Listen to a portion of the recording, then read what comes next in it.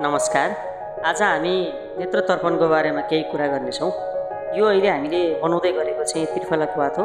यसलाई हामीले सहजै निर्माण गर्न सकिन्छ। यसलाई चाहिँ त्रिफलाबाट बनाइन्छ। दिदीको चाहिँ आँखाको समस्या थियो। उहाँको चाहिँ आँखा सुक्खा हुने, आँखा हेर्न गाह्रो हुने समस्या थियो। उहाँले नियमित चस्मा प्रयोग गर्नुपर्ने अवस्था थियो।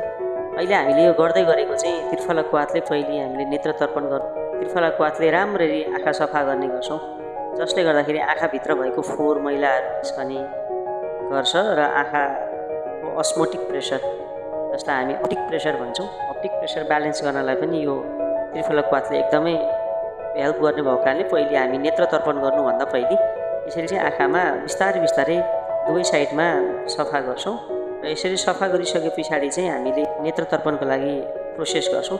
यसलाई हामी एक प्रकारले भन्दाखेरि चाहिँ पूर्वकर्म पनि भन्न सकिन्छ। नेत्रतर्पण चाहिँ पञ्चकर्ममा पर्ने भएको कारणले चाहिँ पञ्चकर्मको प्रधान कर्म भने गर्नुभन्दा पहिले चाहिँ हामीले पूर्वकर्म गर्नुपर्ने हुन्छ र पूर्वकर्ममा चाहिँ हामीले नेत्रतर्पण गर्नुभन्दा पहिले चाहिँ यो यसरी आँखा सफा गर्छौँ है। यो चाहिँ बिस्तारै बिस्तारै गरिन्छ र त्यस पछाडि चाहिँ हामीले जब आँखा सफा गरिसक्छौँ त्रिफला क्वाथले, त्यस पछाडि हामीले उसका लागि चाहिँ नेत्र बस्तीका लागि चाहिँ हामीले रेडी गर्नुपर्ने हुन्छ। त्यसमा हामीले बाँसको पिठोहरू या मैदाको पिठोहरू राम्ररी बनाएर युज गर्न सक्छौँ। धेरै गिलो हुनु हुँदैन। यो चाहिँ नर्मल भयो भने चाहिँ हामीलाई राख्न सजिलो हुन्छ, नभए धेरै गिलो भयो भने या धेरै टाइट भयो भने पनि गाह्रो हुन्छ। त्यस पछाडि चाहिँ हामीले बिस्तारै बिस्तारै यसरी त्रिफला घृत राख्छौँ। त्रिफला घृत चाहिँ एकदमै राम्रो क्वालिटीको हुनुपर्छ है।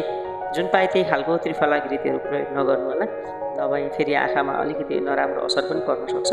त्रिफला घृत चाहिँ राम्रो खालको क्वालिटीको भयो भने यसरी बिस्तारै बिस्तारै हल्का मनतातो गरेर राख्ने दुवै आँखामा र यो चाहिँ सहन सक्ने तातो हुनुपर्छ, धेरै तातो हुनु हुँदैन। बिस्तारै बिस्तारै राख्ने र बिरामीलाई चाहिँ त्रिफला राखिसके पछाडि चाहिँ आँखा हेर्नुहोस् भन्ने र बिरामीले बिस्तारै बिस्तारै आँखा हेर्नुहुन्छ। यो हल्का पोल्ने भएको कारणले चाहिँ बिरामीले यदि पोल्यो भन्नुभयो भने पनि अझै चिन्ता नगरे हुन्छ। यो सुरुमा गर्दाखेरि चाहिँ पोल्न सक्छ र जसको चाहिँ आँखाको समस्या छ, जस्तै ग्लुकोमा, क्याट्र्याक्ट, भिजन पावर कमजोर हुने, आँखा सुक्खा हुने, आँखा पोल्ने, घाममा हिँड्दाखेरि छाया परे जस्तो या कालो केही देखिने, आँखाबाट आँसु आइराख्ने, आँखा सुक्खा हुने, आँखाको एलर्जी, आँखा रातो भइराख्ने, त्यस्ता व्यक्तिहरूले चाहिँ नेत्रतर्पण 7 देखि 10 दिन गर्यो भने एकदम राम्रो मानिन्छ।